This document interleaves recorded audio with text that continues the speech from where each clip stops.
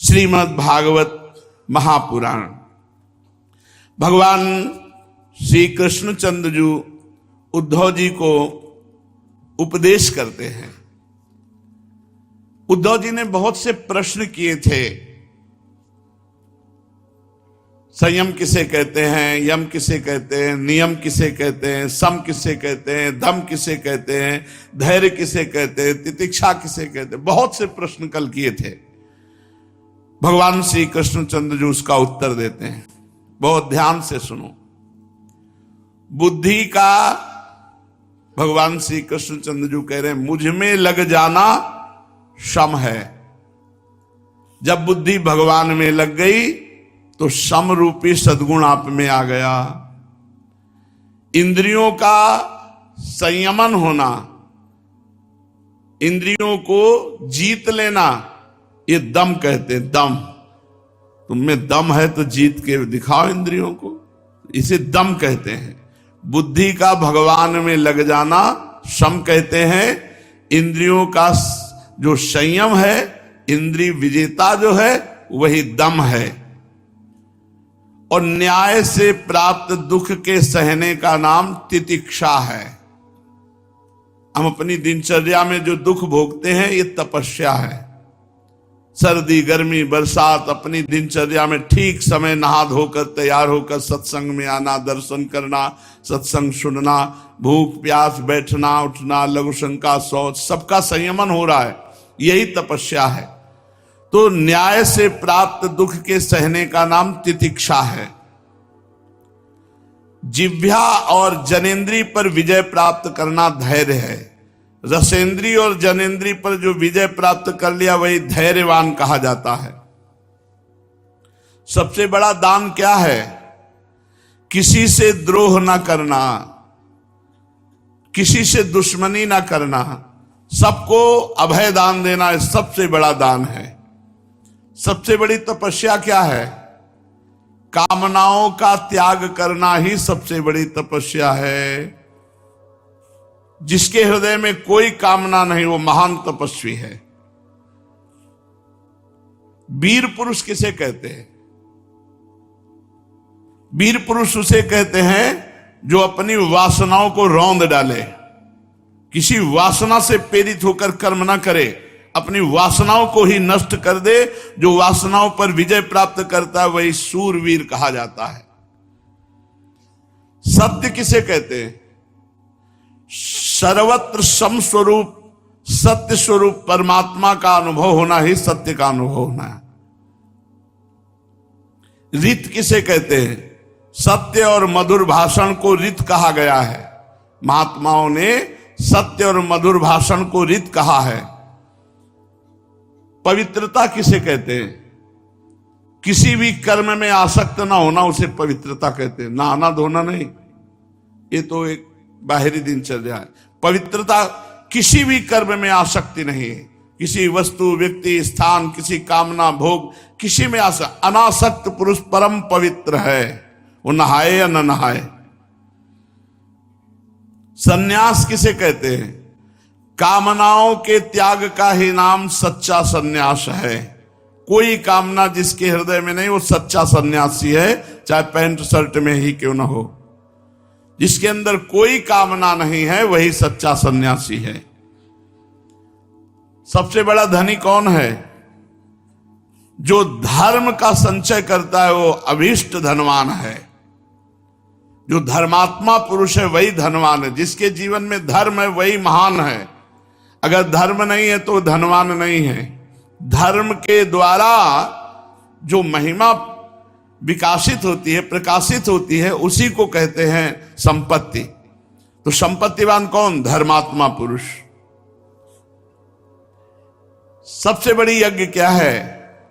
परमेश्वर का चिंतन, क्योंकि परमेश्वर ही यज्ञ हैं, हरि ही यज्ञ हैं और हरि का चिंतन ही यज्ञानाम जप यज्ञोष्मी। भगवान का चिंतन ही सबसे बड़ी यज्ञ है। दक्षिणा, दूसरे को ज्ञान का उपदेश देना ही दक्षिणा है। वास्तविक ज्ञान का उपदेश देकर अज्ञान से निवृत्त कर दिया, सबसे बड़ी दक्षिणा दे दी। बल, प्राणायाम ही बल है। जो अपने प्राणों को संयमन किए हुए है वही बलवान है।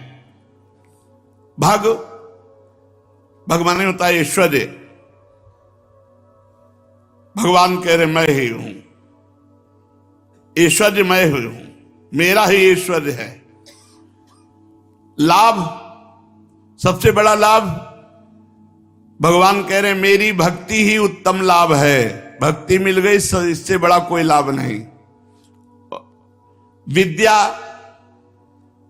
सच्ची विद्या वही है जिसे ब्रह्म और आत्मा का भेद मिटा दे, अध्यात्म विद्या। लज्जा, पाप करने में घृणा बुद्धि हो जाए, इसी का नाम लज्जा है। श्री सबसे निरपेक्ष है, यही सबसे बड़ी श्री है। किसी से कोई चाह नहीं, कोई अपेक्षा नहीं, यही श्री है। दुख और सुख दोनों की भावना सदा के लिए नष्ट हो जाए, उसे सुख कहते हैं। सुख क्या है? सुख और दुख दोनों भावनाओं का नाश हो जाना ही परम सुख है। दुख, विषय भोग की इच्छा रखना ही दुख है। बंधन और मोक्ष को जो तत्व से जानता है वही पंडित है। पंडित कौन? जो बंधन और मोक्ष के तत्व को जानता है। मूर्खता, सबसे बड़ा मूर्ख कौन? जो शरीर को मैं मानता है, जो इस शरीर को मैं मानता हूं, सबसे बड़ा मूर्ख। सुमार्ग किसे कहते हैं? जो संसार की ओर से निवृत्त करके भगवान की ओर चला दे और भगवान की प्राप्ति करा दे, उसे सुमार्ग कहते हैं। कुमार्ग किसे कहते हैं? चित्त की बहिर्मुखता का नाम कुमार्ग है। जो चित्त भोगों की तरफ भाग रहा है यही कुमार्ग है। जो चित्त भगवान की तरफ जा रहा है यही सुमार्ग है। स्वर्ग का सुख क्या है? सतोगुण। सतोगुण जितना बढ़ेगा मानो स्वर्ग के सुख को भोग रहे हो। नरक का दुख क्या है? तमोगुण। जितना तमोगुण बढ़ेगा उतना नरकी दुख भोग रहे हो। सच्चा भाई बंधु कौन है? गुरुदेव। गुरु कौन है? मैं। भगवान ही गुरु हैं और सच्चे भाई बंधु रिश्ते नातेदार हमारे गुरुदेव हैं। सच्चा घर क्या है? ये शरीर। सच्चा धनी कौन है? जो भगवान नाम जप से धनवान है। खूब सद्गुणों का संचय करके भगवान नाम जप करता है, वही सच्चा धनी है। जिसके पास नाम रूपी खजाना है वही सच्चा धनी है। दरिद्र कौन है? जिसे ज्ञान का अभाव है। ज्ञान का अभाव है वही दरिद्र है, क्योंकि अज्ञानी ये चाहिए, ये चाहिए, ये चाहिए। चित्त में असंतोष है, अभाव का, ये मिल जाए, ये मिल जाए, उसे दरिद्र कहते, चाहे अरबपति क्यों न हो। जो जितेंद्री नहीं है वही कृपण है। जो समर्थ है, स्वतंत्र है, उसी का नाम ईश्वर है। जिसकी चित्तवृत्ति विषयों में आसक्त नहीं है, जो विषयों में आसक्त है वही असमर्थ है। प्यारे उद्धव, तुमने जितने प्रश्न पूछे थे उनका उत्तर मैंने दे दिया। इन उत्तर को समझ लेना मोक्ष मार्ग के लिए सहायक है। मैं तुम्हें गुण और दोषों का लक्षण अलग अलग कहां तक बताऊं, सबका सारांश इतने में ही समझ लो कि गुण और दोषों पर दृष्टि जाना ही सबसे बड़ा दोष है। गुण दोषों पर दृष्टि न जाकर अपने शांत निसंकल्प स्वरूप में स्थित रहे, वही सबसे बड़ा गुण है। उद्धव जी ने कहा, कमल नयन श्री कृष्ण, आप सर्वशक्तिमान हैं, आपकी आज्ञा ही वेद है, उसमें कुछ कर्मों के करने की विधि है और कुछ करने के निषेध हैं। ये विधि निषेध कर्मों के गुण और दोष की परीक्षा करके ही होती है। वर्णाश्रम भेद, प्रतिलोम, अनुलोम रूप वर्ण संकर, कर्मों के उपयुक्त अनुपयुक्त, द्रव्य, देश, आयु, काल तथा स्वर्ग नरक के भेदों का बोध भी वेदों से ही होता है। इसमें संदेह नहीं कि आपकी वाणी ही वेद है, परंतु उसमें विधि निषेध ही तो भरा पड़ा है। यदि उसमें गुण और दोष में भेद करने वाली दृष्टि न हो तो प्राणियों का कल्याण करने में समर्थ ही कैसे हो। हे सर्वशक्तिमान परमेश्वर, आपकी वाणी वेद ही पितर, देवता और मनुष्यों के लिए श्रेष्ठ मार्गदर्शन का काम करती है, क्योंकि उसी के द्वारा स्वर्ग मोक्ष आदि अदृष्ट वस्तुओं का बोध होता है। और इस श्लोक में भी किसका कौन सा साध्य है और क्या साधन है, इसका निर्णय भी वेद से ही होता है। प्रभु, इसमें संदेह नहीं कि गुण और दोषों में भेद दृष्टि आपकी वाणी वेद के ही अनुसार है, किसी की अपनी कल्पना नहीं है। परंतु प्रश्न तो यह है कि आपकी वाणी ही भेद का निषेध करती है और भेद प्रतिपादन भी करती है। तो यह विरोध देखकर मुझे भ्रम हो रहा है कि एक जगह विधि निषेध करेगी और एक जगह पूरा निषेध कर देगी। त्रैगुण्य विषया वेदा निस्त्रैगुण्य भवार्जुन। तो आपकी ही वाणी से प्रतिपादन हो रहा है, आपकी वाणी उसका निषेध कर रही है, देखकर मुझे भ्रम हो रहा है। आप कृपा करके मेरा यह भ्रम मिटा दीजिए। भगवान श्री कृष्ण ने कहा, प्रिय उद्धव, मैंने ही वेदों में एवं अन्यत्र भी मनुष्यों का कल्याण करने के लिए अधिकार भेद से 3 प्रकार के योगों का उपदेश किया है। एक है ज्ञान योग, एक है कर्म योग और एक है भक्ति योग। मनुष्य के परम कल्याण के लिए इन 3 के अतिरिक्त और कोई उपाय नहीं है। भगवान कह रहे हैं ज्ञान योग, कर्म योग और भक्ति योग। उद्धव जी, जो लोग कर्मों तथा उनके फलों से विरक्त हो गए हैं, उनका त्याग कर चुके हैं, वे ज्ञान योग के अधिकारी हैं। ज्ञान का अधिकारी कौन है? जो लोग कर्मों से और कर्मों के फलों से विरक्त हो गए हैं, उनका त्याग कर चुके हैं, वे ज्ञान योग के अधिकारी हैं। भगवान बोल रहे हैं। इसके विपरीत जिनके चित्त में कर्मों और उनके फलों से वैराग्य नहीं हुआ है और उसमें दुख बुद्धि नहीं हुई, वे सकाम व्यक्ति कर्मयोग के अधिकारी हैं।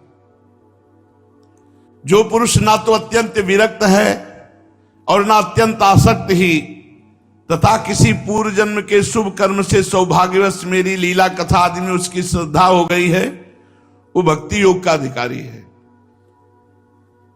भक्ति योग के द्वारा ही सिद्धि मिल सकती है। कर्म के संबंध में जितने भी विधि निषेध हैं, उनके अनुसार तभी तक कर्म करना चाहिए जब तक कर्म में जगत और उससे प्राप्त होने वाले स्वर्ग आदि सुखों से वैराग्य न हो जाए, अथवा जब तक मेरी लीला कथा के श्रवण कीर्तन आदि में श्रद्धा न हो जाए। उद्धव, इस प्रकार अपने वर्ण और आश्रम के अनुकूल धर्म में स्थित रहकर यज्ञों के द्वारा बिना किसी आशा और कामना के मेरी आराधना करता रहे और निषिद्ध कर्मों से दूर रहकर केवल विहित कर्मों का ही आचरण करे, तो उसे स्वर्ग या नरक में नहीं जाना पड़ता, वो मेरे को प्राप्त होता है। अपने धर्म में निष्ठा रखने वाला पुरुष इस शरीर में रहते रहते ही निषिद्ध कर्मों का, गंदे कर्मों का परित्याग कर देता है और रागादि मलों से मुक्त पवित्र हो जाता है। इसी से अनायास ही उसे आत्म साक्षात्कार रूप विशुद्ध तत्व ज्ञान दृढ़चित्त होने पर मेरी भक्ति प्राप्त होती है। ये विधि निषेध रूप कर्म का अधिकारी मनुष्य शरीर बहुत ही दुर्लभ है। स्वर्ग और नरक दोनों ही लोकों में रहने वाले जीव इस मनुष्य शरीर की अभिलाषा करते रहते हैं, क्योंकि इसी शरीर में अंतःकरण की शुद्धि होने पर ज्ञान अथवा भक्ति की प्राप्ति हो सकती है। स्वर्ग अथवा नरक का भोग प्रधान शरीर किसी भी साधन के उपयुक्त नहीं है। स्वर्ग में जो देव शरीर है वो साधना नहीं कर सकता, नरक में जो यातना शरीर है वो साधना नहीं कर सकता। इसीलिए बुद्धिमान पुरुष को ना स्वर्ग की अभिलाषा करनी चाहिए और ना नरक की। और तो क्या, इस मनुष्य शरीर की भी कामना नहीं करनी चाहिए, क्योंकि किसी भी शरीर में गुण बुद्धि और अभिमान ना हो जाए, बहुत सावधान रहे, तभी वो अपने वास्तविक स्वरूप की प्राप्ति के साधन में प्रमाद रहित होकर लगेगा, नहीं तो प्रमाद हो जाएगा। यद्यपि ये मनुष्य शरीर बड़ा दुर्लभ है, फिर भी मृत्युग्रस्त है, कभी भी मर सकता है। और इस मनुष्य शरीर के द्वारा परमार्थ की सत्य वस्तु की प्राप्ति हो सकती है। बुद्धिमान पुरुष को चाहिए कि यह बात जानकर मृत्यु होने के पहले ही सावधान होकर ऐसी साधना कर ले कि जिससे भगवत प्राप्ति हो जाए, जन्म मृत्यु के चक्कर से सदा के लिए छूट जाए, मुक्त हो जाए। देखो उद्धव, ये शरीर एक वृक्ष है, इसमें घोंसला बनाकर जीव रूपी पक्षी निवास करता है। इसे यमराज के दूत प्रतिक्षण काट रहे हैं। जैसे पक्षी कटते हुए वृक्ष को छोड़कर उड़ जाता है, वैसे ही अनासक्त जीव भी इस शरीर को छोड़कर मोक्ष का भागी बन जाता है। परंतु जो आसक्त जीव है वो दुख पर दुख भोगता रहता है। प्रिय उद्धव, ये दिन और रात क्षण क्षण में मनुष्य शरीर की आयु को क्षीण कर रहे हैं। ये जानकर जो भय से कांप उठता है, वह व्यक्ति इसमें आसक्ति छोड़कर परम तत्व का ज्ञान प्राप्त कर लेता है और फिर इसके जीवन मरण से निरपेक्ष होकर अपनी आत्मा में शांत हो जाता है। हे उद्धव, ये मनुष्य शरीर समस्त शुभ फलों की प्राप्ति का मूल है। अत्यंत दुर्लभ होने पर भी ये भगवान की कृपा से मिल गया है। इस संसार सागर से पार जाने के लिए मनुष्य शरीर अत्यंत आवश्यक है। ये एक सुदृढ़ नौका है। यदि मेरी शरण में हो जाए और गुरुदेव इसके खवैया बन जाए तो बहुत जल्दी भव समुद्र से पार हो जाए। स्मरण मात्र ही मैं अनुकूल वायु रूप में इसे लक्ष्य की ओर बढ़ाने लगता हूं। इस मनुष्य शरीर में इतनी सुविधा है कि शरीर के द्वारा संसार सागर से पार नहीं हो जाता तो वो आत्महत्यारा कहा जाता है, अधापतन कर रहा है। इस मनुष्य शरीर में इतनी सुविधा है कि आप भगवत प्राप्ति कर सकते हो। यदि भगवत प्राप्ति नहीं किया तो आत्म को हनन करने वाले की जो दुर्गति होती है वही आपको होगी। आत्मा का हनन करने से अधापतन हो जाता है। इसलिए परदोष दर्शन की वृत्ति छोड़ो, अपने को शरीर मत मानो, अपने कर्मों को भगवान को अर्पित करो और खूब नाम जप करो।